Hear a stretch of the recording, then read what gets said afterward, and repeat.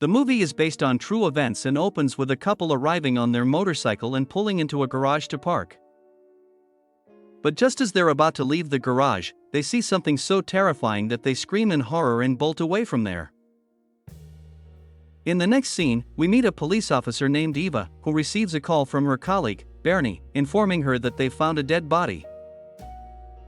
Soon, Eva arrives at the crime scene, and we learn that today's date is August 16, 2017. She then goes to the earlier garage, where a man's body has been discovered. The poor guy was brutally stabbed multiple times, and the cops are assuming it was a robbery gone wrong. Eva carefully analyzes the scene, and given the brutal nature of the crime, she's convinced this wasn't a robbery. One of the officers then reveals that the victim's name was Arturo Ferrer, who was 36 years old. Outside the crime scene, Eva meets a woman named Mage, who turns out to be Arturo's wife. The officer delivers the devastating news to Mage, leaving her visibly shaken and distraught. When asked when she last saw him, Mage says it was just last night. She explains that she came home from a night shift job and has been calling him all morning, but he never answered. The poor widow breaks down in tears, so Eva tells the man who seems to be her friend to send Mage to the police station once she calms down. After some time, Eva meets with the forensic expert, who reveals there were 6 stab wounds, 4 to the chest, and 2 directly to the heart. The expert explains that Arturo couldn't even react or fight back, suggesting the killer was an incredibly strong man.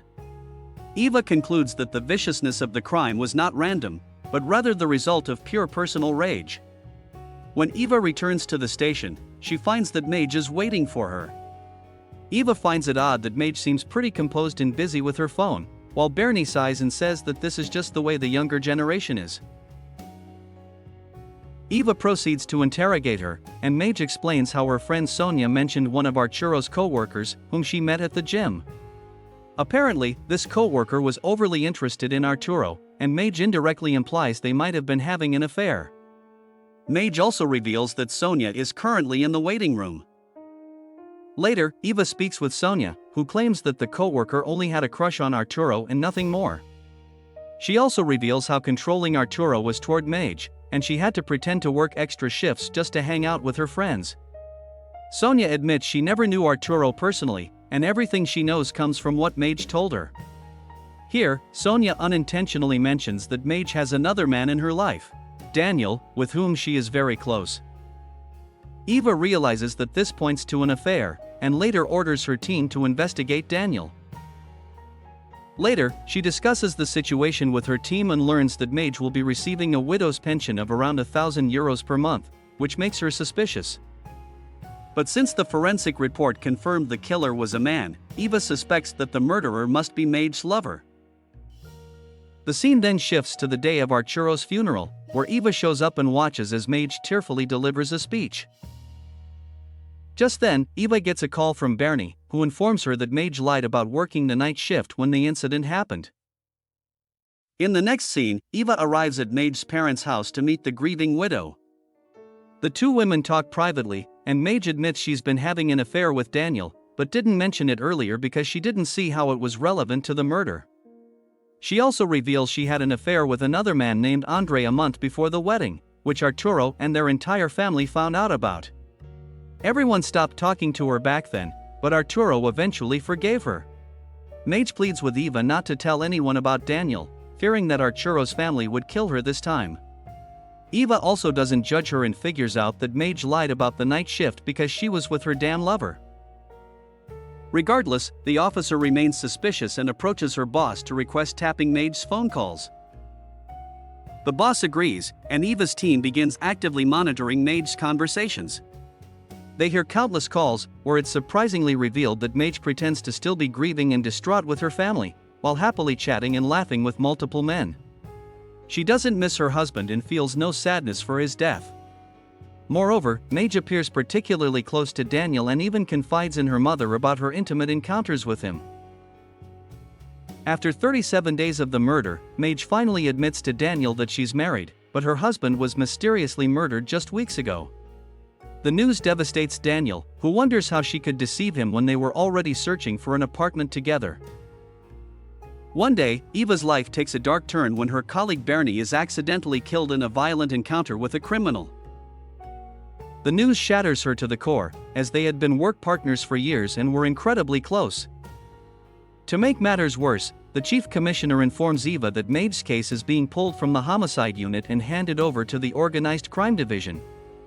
Eva tries to protest, but the commissioner refuses to change his mind. 2 months later, Eva gets a call from her team member, who is still tapping Mage's phone calls despite the commissioner's orders. It turns out they have a major lead, as Mage is talking to a new guy named Salva about the incident. Both sound very nervous, and Salva tells her he spoke to his police friend, which immediately sends Mage into panic mode. The scene then cuts to a flashback of September 2016, 1 year before the murder. We see Mage and Arturo's wedding. The couple is very excited, but Arturo's family seems unhappy and wonders how he could forgive such a cheater. As their marriage unfolds, we see that Arturo is genuinely sweet to her, but Mage seems very distant and unhappy. She works as a nurse at multiple places, which is clearly wearing her down mentally. During this time, we learn that she's having an affair with her co-worker, who was comforting her when Arturo died. One evening, we see Mage and Sonia at a club, drinking and having fun. Mage suddenly puts on a sad face, as she tells Sonia about how controlling and physically violent her husband is. After pouring out her fake troubles, Mage claims she must head for home and bids her friend goodbye. But in reality, we see her arriving at another lover, Andre's house, where they end up getting intimate. Days later, Mage attends a party, where she comes across Daniel and ends up spending an intimate night with him. They seem to have a strong attraction toward each other, so unlike with her other lovers, Mage decides not to tell him about her marital status. In the following days, the relationship between Daniel and Mage begins to grow even closer, as they spend a lot of time together. One evening, at home, Arturo expresses his frustration that his wife is always at work, making it difficult to even see her. Just then, Mage gets a text from Daniel, which is accidentally seen by Arturo. He demands to know who it is, but Mage accuses him of snooping into her private stuff. She snatches the phone from him, but Arturo understands what's going on and angrily asks her to get out of the house. He also demands a divorce, and this enrages Mage so much that she physically assaults him before storming off. When she arrives at the hospital, the crazy woman texts Andre, claiming that her husband violently abuses her and she can't take it anymore. She indirectly tries to ask him to get rid of Arturo, but to her disappointment, Andre appears sensible and tells her to report it to the police and says he will support her. In the next scene, we surprisingly meet her other lover, Salva, who is a much older man and her co-worker. They spend some time together, and Mage breaks down, complaining about how violent her husband is and how she is seriously considering unaliving herself. The man tries to comfort her, and Mage says she wishes her husband was dead. She then begs Salva to do it for her, insisting that with Arturo gone, nothing would stand between them, but the old man is horrified by such a scary request and doesn't respond. The scene then cuts to 1 month before the murder, when Mage approaches Salva at work and wonders why he hasn't contacted her in a month. She then reveals that her husband is out of town tonight and invites him over to her house, to which the old man excitedly agrees. That evening, after having some fun, Mage begins manipulating Salva and reveals how Arturo is becoming increasingly violent. He suggests getting a divorce, but she angrily tells him her husband won't allow it and accuses Salva of not truly loving her. Here, the old man assures her that he does and finally agrees to do anything she says so they can be together. Afterwards, Mage takes him to the garage and carefully explains what time her husband usually leaves for work and where he normally parks his car. She also hands Salva a copy of the garage remote, instructing him to hide inside and wait for the right moment to attack. A few days later, we see Salva at his home spending some time with his wife and teenage son, where he suddenly gets a call from Mage. She speaks affectionately to him before telling him about the perfect day to commit the deed, August 16th. Salva's face tightens with hesitation, but she manages to convince him, while emphasizing that she loves him and wants them to be together forever.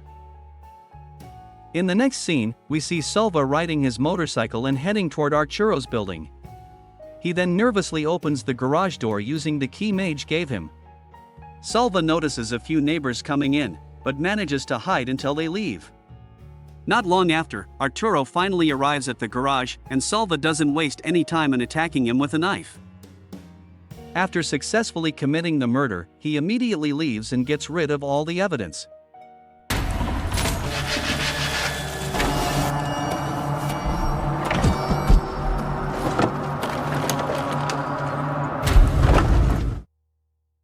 He then informs Mage of the news, and she tells him to meet her later, which Salva is very excited about. When Salva arrives to see Mage, he tries to get close, but she distances herself and pretends to be deeply distraught over her husband's death. She warns him that they must keep their distance, because the police are actively investigating, and she doesn't want any connection between them to be discovered. Salva agrees and hands her a prepaid phone to use if she needs to contact him secretly. After he leaves, Mage immediately drops the grieving widow act and texts Daniel to meet that night to have fun. The scene then cuts to 2 months later, when Salva approaches Mage at work, but she acts distant and cold. She claims that she's stressed because of her husband's insurance paperwork and her messy home. Upon hearing this, he immediately heads to her apartment, where he begins cleaning and doing chores. At one point, Salva opens her laptop to get information about the insurance, but is shocked to discover her intimate texts with Daniel, as well as the fact that they are planning a trip to Italy. This revelation hits the old man hard, and he realizes he's just being used and decides to leave her alone for good. A few days later, Mage calls Salva from her regular phone and asks what's wrong, and if she did something to upset him. He tells her maybe they should take a break from each other, because every time she sees him, she's reminded of the terrible event. However, Mage claims that she'd already forgotten about the incident, until he just brought it up. Salva then reveals that he reached out to his police friend, which sends a wave of panic through her. In the present, Eva's team is listening closely, as Salva explains he only asked his police friend for an update on the case, and they got Andre's name. He reveals they also found out about someone named Daniel, and their upcoming trip to Italy. This clearly worries Mage, and she admits that she's dating Daniel because she feels alone, while Salva has his family and kids. She then nervously invites him to meet in person to discuss everything, and the old man agrees. But unbeknownst to them, the cops are listening to everything, and they also plan to head there. Sometime later, Mage and Salva meet at a restaurant, and the police keep a close watch on them. But they can't arrest them until they have proper evidence, so they just take pictures of the two for now. Later, Eva approaches her boss and shows him the pictures, as well as the transcript of their phone conversation. She claims they're getting close, so her boss finally gives her permission to take further action. Elsewhere, Mage seems to be getting serious with Daniel and arrives for apartment hunting with him. Afterward, Arturo's brother calls Eva and asks if there's any update on the investigation. She tells him that they're very close to catching the culprit, but asks him not to share this information with anyone except the family. Later, Mage arrives at Arturo's parents' house and reveals that she wants to sell her apartment and split the proceeds. However, Arturo's brother firmly states that they can't allow the sale until the investigation is complete. Mage claims that it might take years, but he tells her that the cops already have the culprit's name and are close to catching him. The news sends Mage into panic mode, and she later calls Salva to inform him about it. However, he reassures her that no one is investigating him, and maybe they have another suspect in their hands. He tells her to relax and adds that he hopes she has a better life now with Daniel. Mage admits she still thinks about him, and they agree to meet at a certain place in a few days.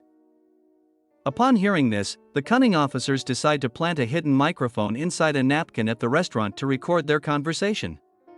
In the following scene, the meeting takes place with the cops listening to everything carefully. Mage asks Salva about the key, but he assures her he took care of it and tells her not to worry. Afterward, Eva meets with her boss and claims they now have enough evidence to make an arrest. The boss grants permission, after which Eva and her partner begin searching for Salva all over the city. His last phone call's location shows he's in the hospital, but they can't find him there. They conclude that someone must have tipped him off, and he has fled, but they eventually find him eating lunch in the hospital cafeteria. And so, the officers proceed to arrest him, and Salva calmly gives up, as if he'd been prepared for this moment. On the other hand, Mage is also arrested outside the apartment she's been sharing with Daniel. She looks utterly shocked, while Daniel is confused about what the hell is going on. The scene then cuts to the police station, where both culprits are interrogated separately. Salva tries to act tough and denies everything, while Mage pretends to be a grieving widow and cries. When Salva realizes they have all the evidence, he finally confesses to the crime, yet insists Mage had nothing to do with it. He claims she gave him the garage key a while ago in case he needed parking. Mage, on the other hand, throws him under the bus, saying Salva is a dangerous man who got obsessed with her and probably killed her husband. When Eva brings up proof of their affair, Mage claims she only let him go down on her sometimes because she was scared. Meanwhile, Salva still insists he acted alone and did everything to protect Mage from the abuse. But Eva reveals that Arturo never abused her and that everything was a twisted lie to manipulate him, which shocks Salva. Eva claims he could have gone through his midlife crisis by doing something else, but no, he had to be a pathetic simp and drag lifelong shame onto his poor wife and son. In the end, both Salva and Meja are sentenced to prison, and the case is finally closed.